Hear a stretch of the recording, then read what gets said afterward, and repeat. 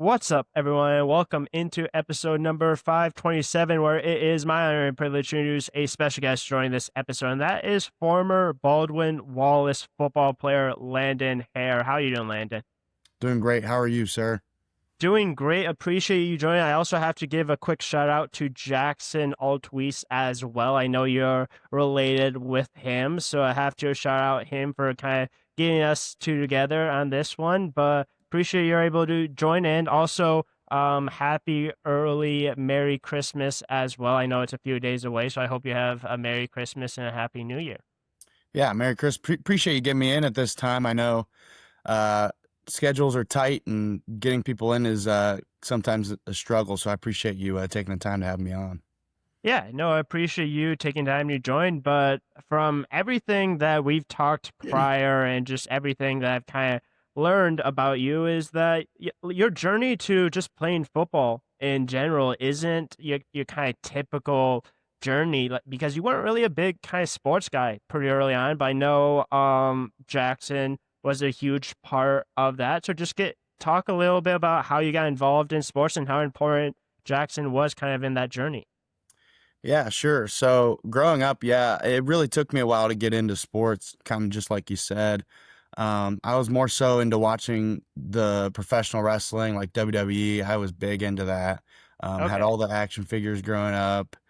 Between doing that and wrestling my, stuffed animals at Oh yeah. home. But that was kind of my big thing I jumped into early on. Okay. I really didn't start getting into sports, but more so football, maybe until I was about 10 or 11, around that area. Um, but Jackson was a big part of that. Whenever I'd go up to Michigan, we would play. I mean, we would just draw up routes on the tiniest football we had, Oh yeah. in their little side yard in between their house and the neighbor's house, and we would just run these routes, and we would pretend that we were, whether it was we'd take turns being the Detroit Lions and the Green Bay Packers and the New England Patriots, and Oh yeah. um, that was kind of how I got into it early on, learning the players, learning the teams. And so that was definitely a big part of it for me. And Jackson was a big part in learning the game and just developing my skills, I would say, and just um, understanding how, I guess, big of an impact football was going to have on my journey in general. Yeah, I was just gonna say a little bit of that old backyard football with like friends, cousins, like the whole like drawing, like plays, like you specifically mentioned out of football. Like that's just kind of how it seems like a lot of people truly kind of start before they get into tackle football. And it sounds like you kind of had a similar situation growing up as well. Yeah, I played my first year of football. It was flag football when I was in fifth grade. Okay. And then I played my first year of contact football, which would have been sixth grade the following year. Okay.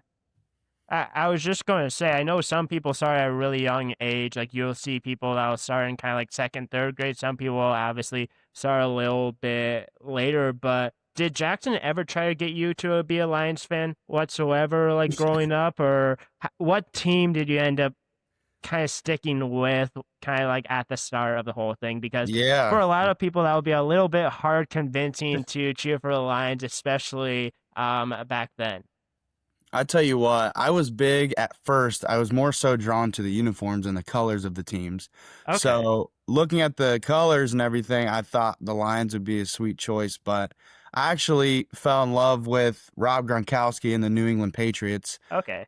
He was kind of just one of those guys that I watched his film, I watched his highlight tape on YouTube, and kind of just instantly fell in love. And that was just kind of my team going forward, and still to this day, I'm a big New England Patriots fan. So Yeah, I was just going to say, I'm a big New England Patriots fan. I'm a big Tom Brady fan. So that's where truly how mhm. that started. A lot of people are like, well, that's kind of bandwagon, but I've always kind of been a little bit of a Tom Brady fan. But him and Rob were so much fun together. And Rob's a little bit of a crazy man. But honestly, that's like the perfect way to truly kind of get started playing football. But you mentioned you kind of started playing tackle football your sixth grade year, which for some people that might be a little bit kind of later on, kind of in their journey. Was it difficult, kind of quote unquote, trying to catch up, or was it more of like a lot of people kind of in your area truly started playing football at that age?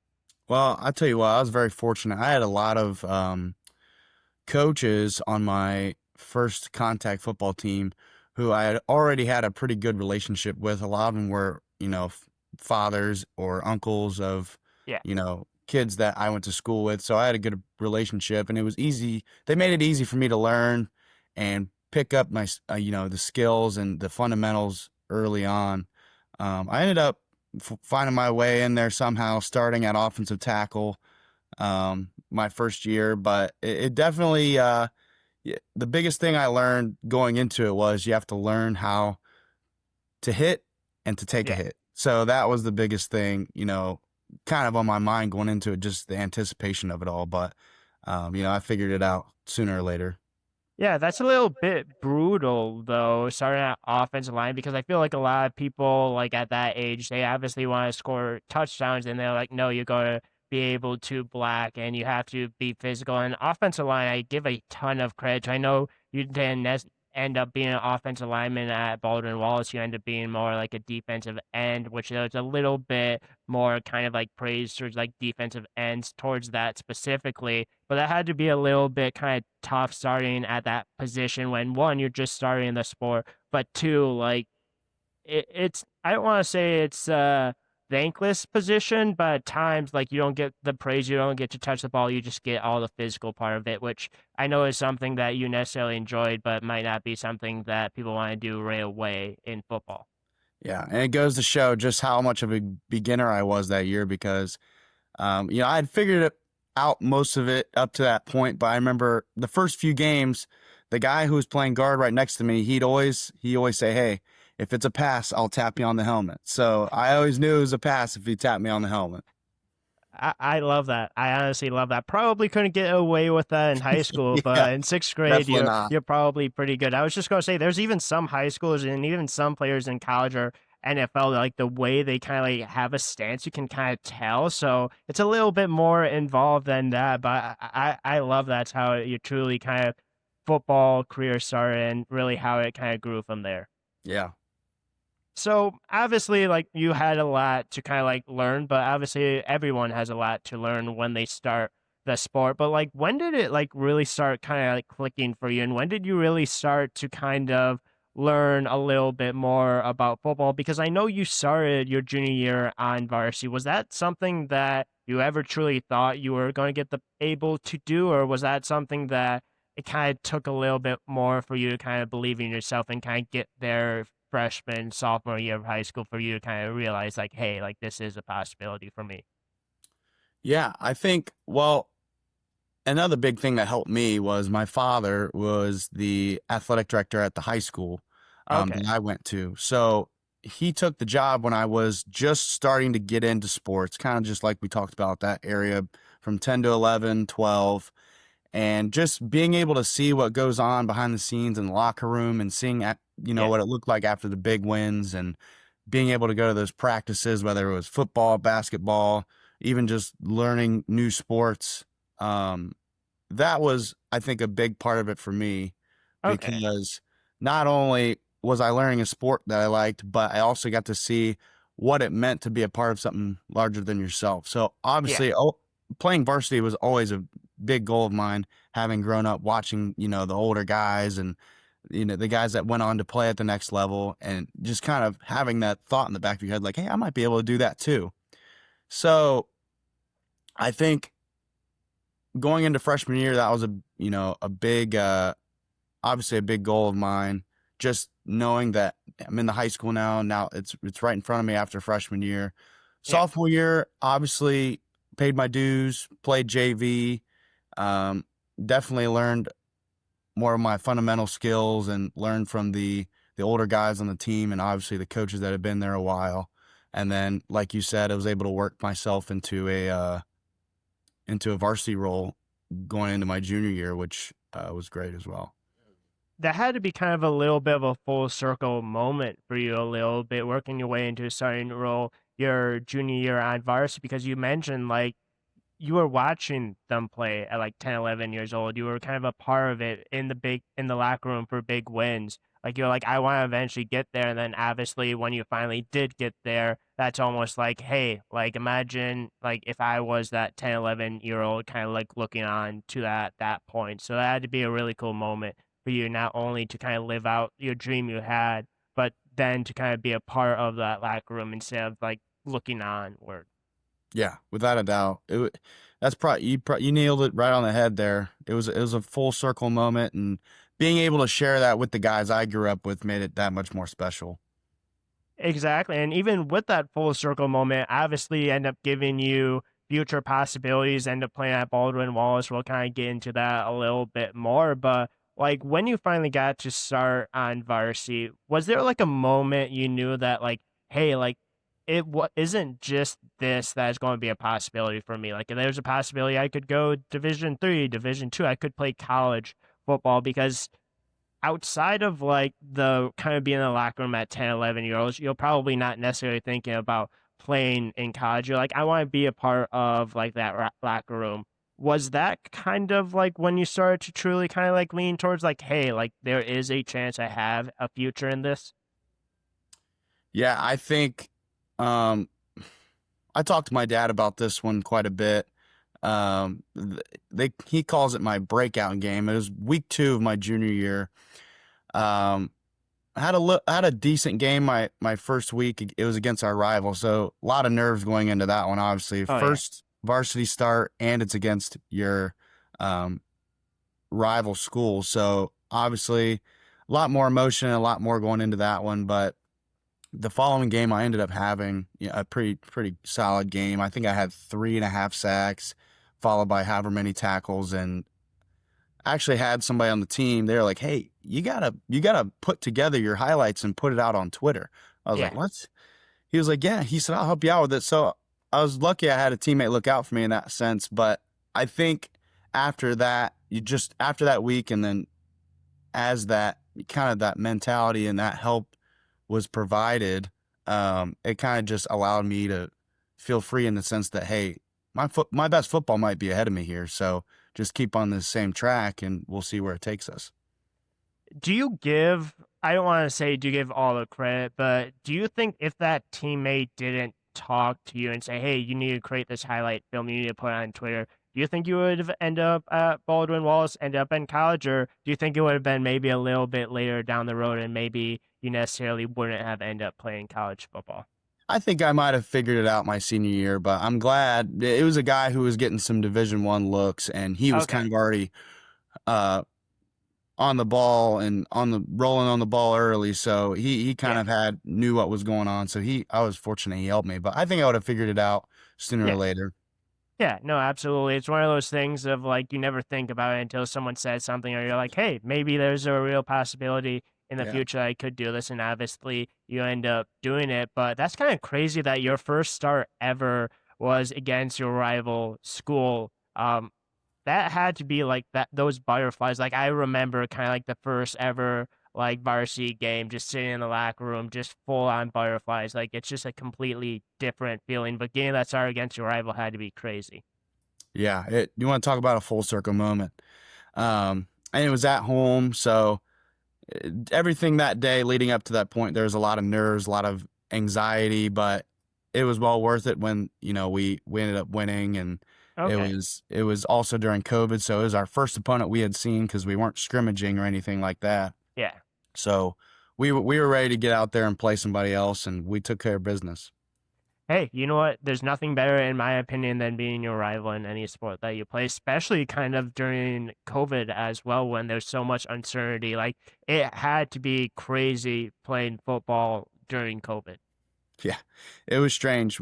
I mean, the biggest thing before the game was our athletic trainer made sure she came around the locker room and everybody had to have a mask either or the gaiters they have. You can have it around your neck, or if you could have it hanging out of your pants just to make sure that you had one. Everybody had to have a mask Yeah. with them. So Yeah, I fully don't understand how or why that happened, but obviously it was a different kind of time. But confusing hey, time.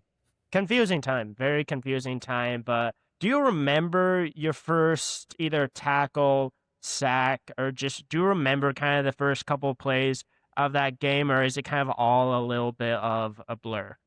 Well, it was very blurry running out on the field for the first time. I remember that. It felt pretty surreal. But it all hit me pretty fast because first play of the game, pulling guard came my way, and he flattened me pretty good, laid me Yeah. out. So that was my welcome to varsity football moment. So, but I think it was safe to say after that I was pretty dialed in and ready to go.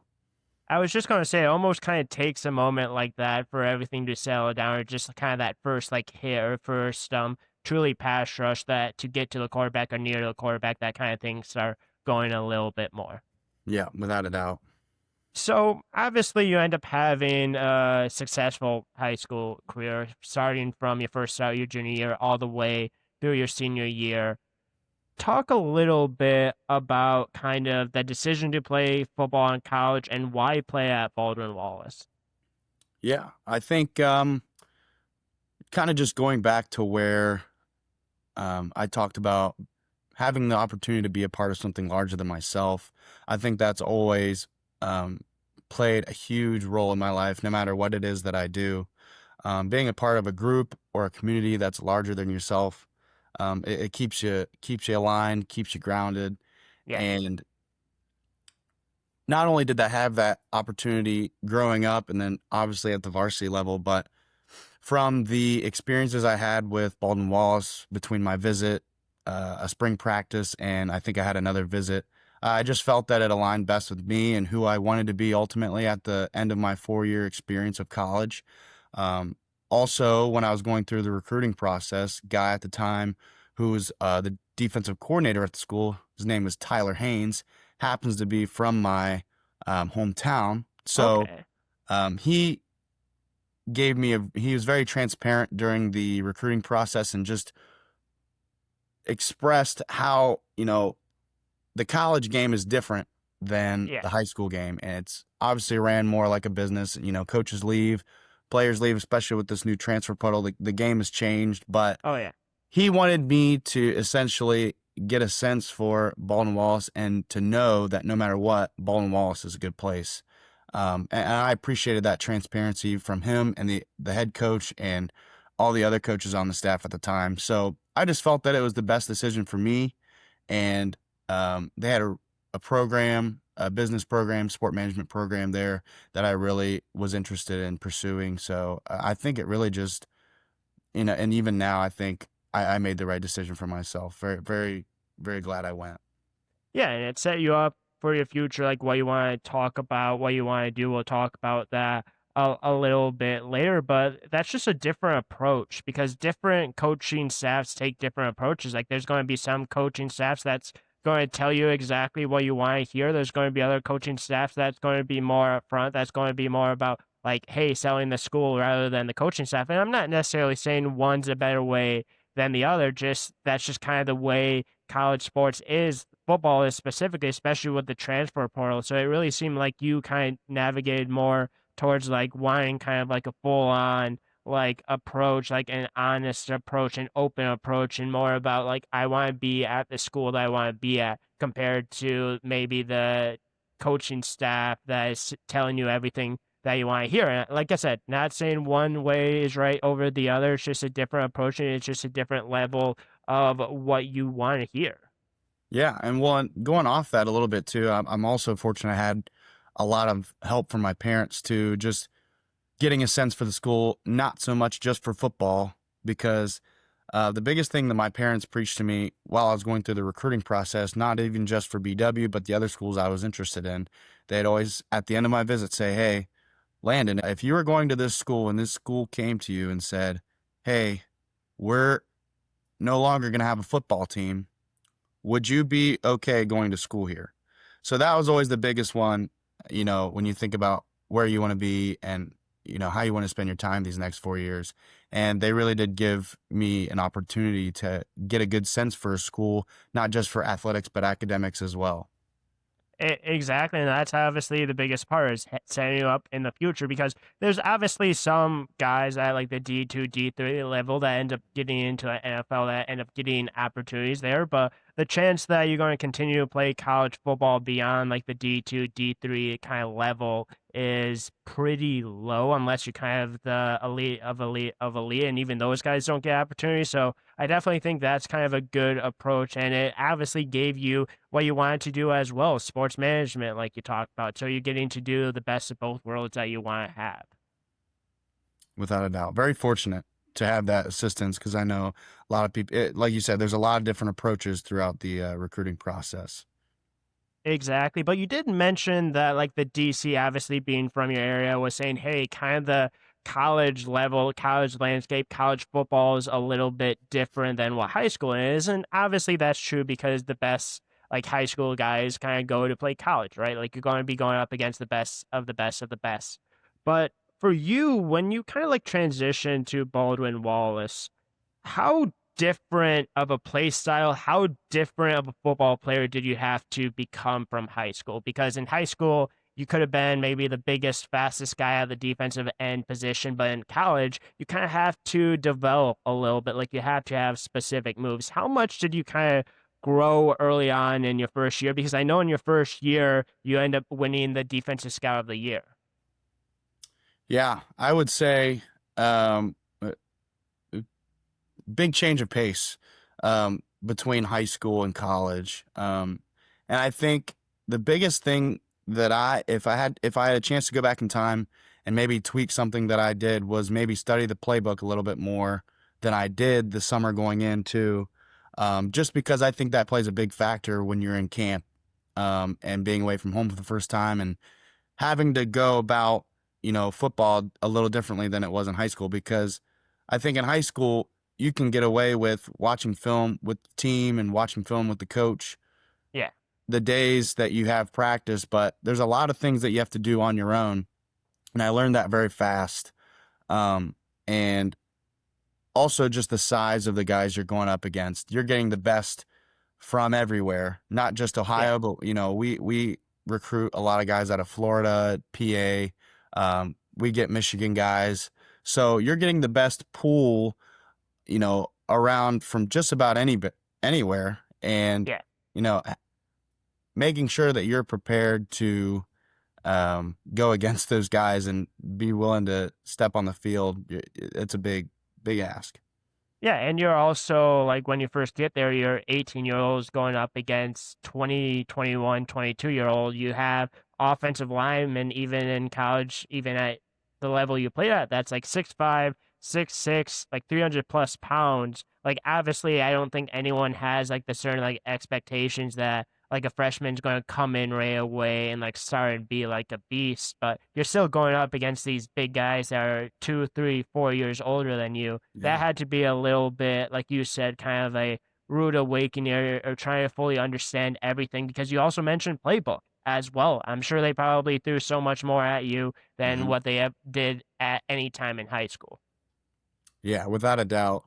And it's information overload the first few days and certainly the first week of camp. So making sure that you're able to stay, mentally sound and ready to go for practice, while also making sure you're doing things on your own was definitely the biggest key to my getting through camp for me. Yeah, and the craziest part of it, or maybe not even the craziest part of it, is if you're not ready to go, like there's like three, four, five other guys behind you that want your Mhm. specific spot. Like it's different because I'm sure in high school, as a starter, as someone that started their junior year, I don't want to say you necessarily worried ever about your starting spot. You still had to know what you're doing. You still had to perform, but it's just a whole different beast when it comes to college football at any level is that you have guys that want to have that spot. And obviously, it drives a competitiveness between each other. And hopefully, doesn't drive like a divide, but there's a competitiveness to it where like you truly have to be prepared. You have to be ready to play. You have to know everything. Or if you're giving it a shot and you don't perform, that might be the only shot you get. Me and Jackson say it a lot. It is a dog eat dog world. Oh, yeah. So if you're not going to eat, somebody else is going to. So you always certainly have to be ready. And, obviously it makes it a little bit tougher making the jump from high school to college. Having guys that have a little bit more experience than you or have been around for a little bit definitely made it um, a bit more challenging going into my freshman year of camp. Yeah, no, absolutely. I know we are going to talk a little bit more about Baldwin Wallace, but I just thought of kind of a question. Is it kind of cool playing the same position or have played the same position that Jackson plays? Like, is that something that you guys kind of talk a little bit about, both kind of being defensive ends, kind of like giving advice to each other throughout that process? I know you played a few years in college before he did, but it has to be a little bit cool kind of playing similar positions. Yeah, I think definitely has been pretty neat for both of us to talk about. And obviously, we just have a lot of shared stories and things we can bond, with each other about. So, especially just kind of the theme of this, podcast we've been talking about is full circle moments is, from us playing in the small, tiny, thin side yard to us, playing varsity and being able to tell those stories and things that happen to us and things that happen in games and big games. Yeah. It's been very special for us to share those moments with each other.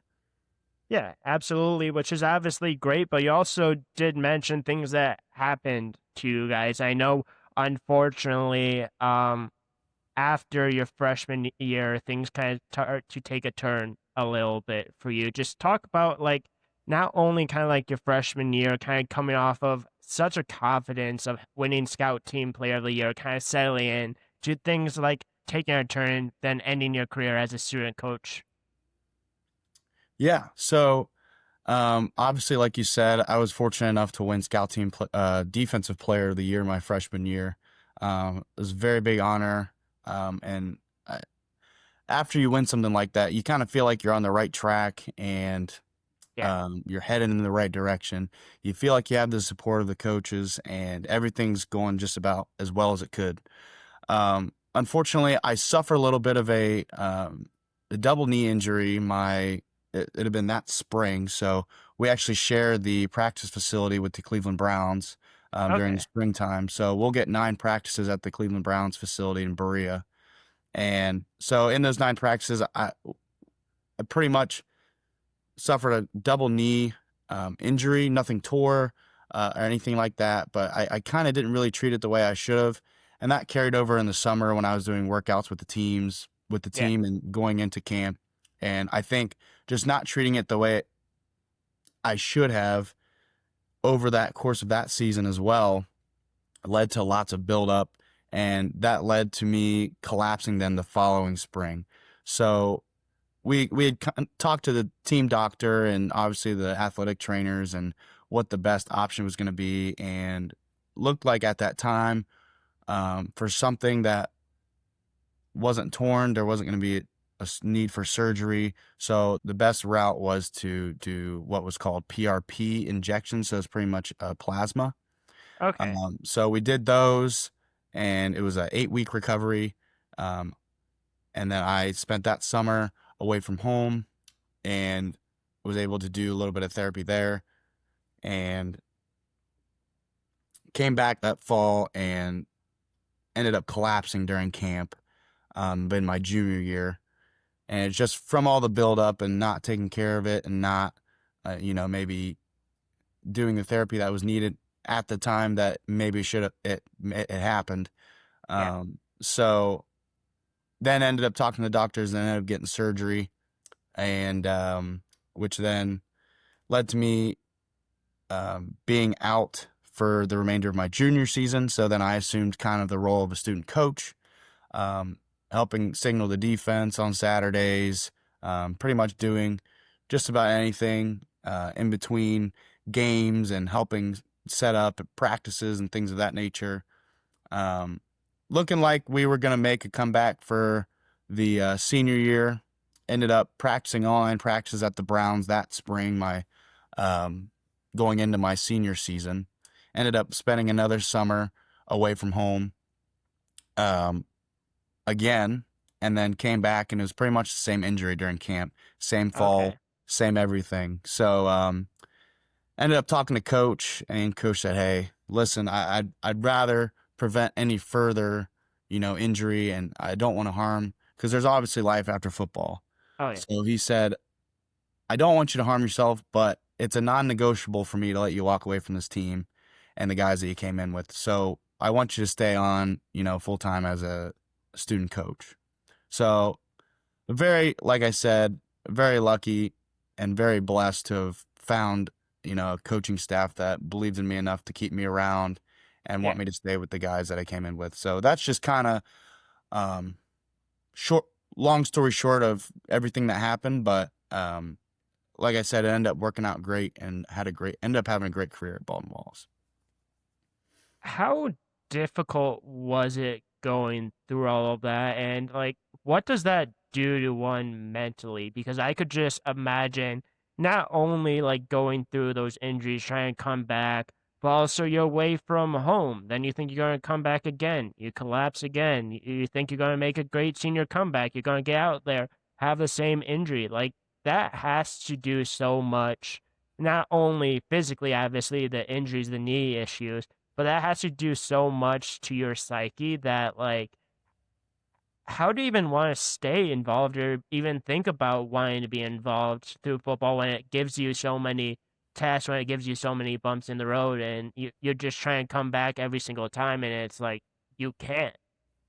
I tell you what, it was tough. And there's parts of it that were more difficult than others. And I was fortunate to have help along the way from mentors and peers, and people who maybe have experienced some of the same things when they were in their athletic journey.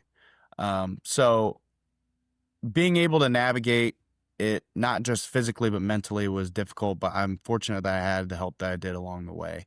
Um, I think the biggest thing for me staying involved was, my mom always raised me is like, you never quit. If you start something, you never quit it. Yeah. So I think for me staying involved, that was like kind of coach said, it was a non-negotiable.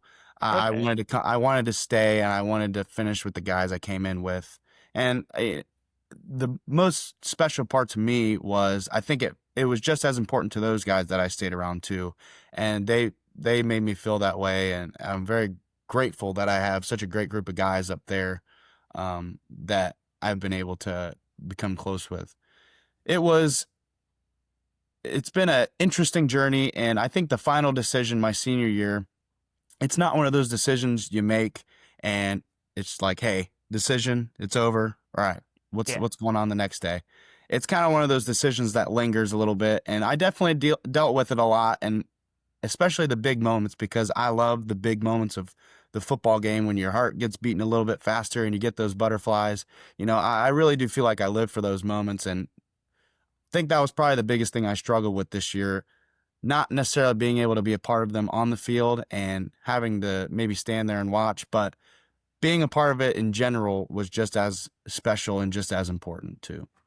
Yeah, I was just going to say, like, as a coach, like a student coach, it had to still kind of bring like pride and some like excitement to your life as well, because like these are guys that you have been with for 4 or 5 years. These are guys that you fully have gotten to understand, even though you're not out there playing. Like, you still want them to thrive, you still want them to succeed. And being a student coach, you want your kind of like players that you're coaching to succeed as well. It's like a different, obviously, kind of feeling. It's a different experience, but there's still some part, some aspect to it that still probably drove kind of that competition behind in your heart to continue to go. And you still, it seemed like, even though you weren't necessarily playing out there, you didn't have that kind of drive. There's still that little bit of a feeling of that competitiveness of like not only wanting them to succeed, but still kind of being a part of the team and seeing the team succeed in general. Without a doubt. And um, like I said, very fortunate to have made the relationships I've made in my 4 years at Baldwin Wallace.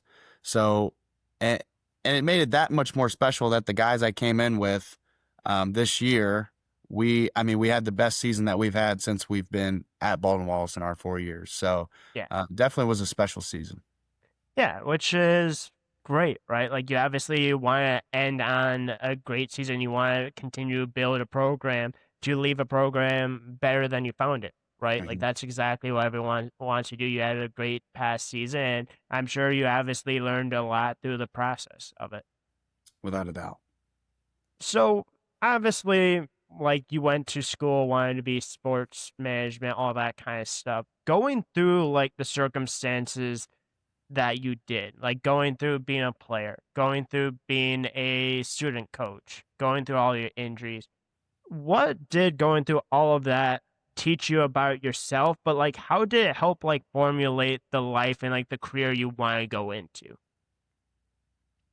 It's a great question. I think, you know, and it all kind of ties into the theme of being a part of something larger than yourself. Yeah, Being able to be a part of Baldwin Wallace's football program, not only having the success that we had in my 4 years, but being a part of that legacy and the historical, aspect that Baldwin Wallace provides athletically, it's big for me, and I carry a lot of pride and on my having Baldwin Wallace on my resume and having in the future we'll have a diploma from there. So carry a lot of pride in my heart knowing that I'm a Baldwin Wallace Yellow Jacket. But also, I think just being able to impact others and create relationships with others has been a big part of my last 4 years because it's easy to do that, when you're at home and you grow up meeting people. And I think it comes a little bit natural. Not that that's not important, but being able to personally go out of my way and make relationships with people that maybe I never thought I'd have the opportunity to has yeah. been pretty special to me. Yeah, and I know one thing that you've kind of gone back to, one thing that we've talked about several different times is being part of something bigger than yourself. And that's the thing that I love about athletics. That's the thing I love about football in general is not only it's a team, but as a coach, it's obviously important to make sure that like the group you're coaching is performing well.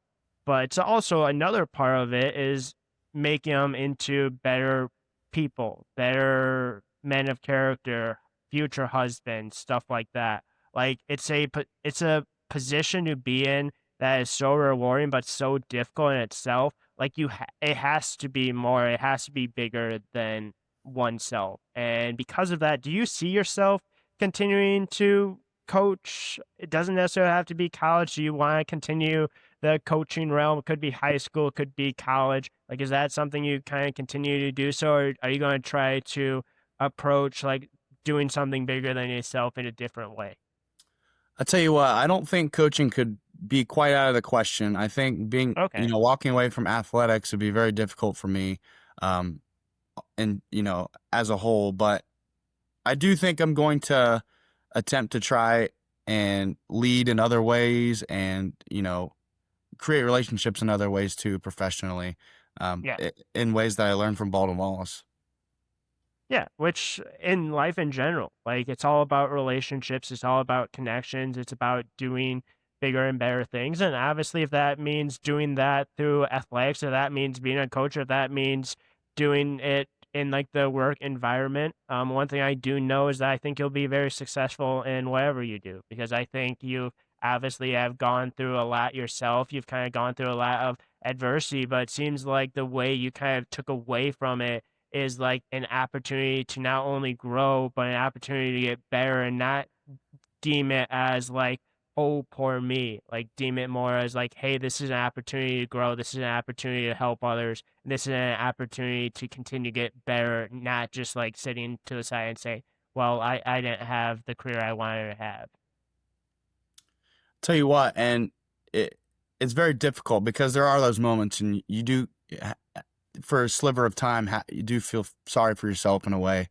But like I said, I've been so blessed and so fortunate to have the people in my life that I've met along, my athletic journey, but just in general, that have picked me up along the way and showed me, hey, it's a little bit bigger than this. Take a step back and look at the entire picture. So being able to do that, when those times got a little tough, definitely it broadened my perspective and helped me realize that it's a little bit bigger than that. And there's still more work for you to do. You just Yeah. don't quite see it yet. Yeah, and sometimes it's obviously really hard to see the big picture. And I'm sure a ton of people, like you mentioned, has kind of helped you throughout your journey. But I want to kind of give you a little bit of an opportunity before we kind of wrap up with here with a question or two. Like, who are some of the people that kind of like helped you along your way, helped you get to college football, helped you through your career, just kind of like impactful people in your life that have truly helped kind of not only resonate but kind of like helped you through the journey. I'm sure you could probably go on and on and on about it. I'm sure there's probably too many people to say, but if you have any people you want to kind of shout out, go ahead. Yeah, sure thing. Well, first and foremost, my parents, my mom and my dad have been very, very, very helpful in many ways. Even just seeing them, your relationship with your parents, I feel like grows after you go away to school. Yeah, And agreed. being able to see them on the weekends that they would come up for games, after not seeing them on a regular basis like you do when you grow up, meant the world to me. And just hearing those splashes of giving you confidence and giving you advice about this, whether it's class or whether it's um, practice, showing up for lifts, things like that. I think that carried me through my 4 years, not only just for football, but my 4 years at Baldwin Wallace. I also want to thank my roommate of 4 years at Baldwin Wallace, who um, his name's Cross Rapini. He's from Buffalo, New York. We're talking about NFL teams. He's a big Bills fan. So in our 4 years, I think we've been able to form a little bit of a different relationship than most people.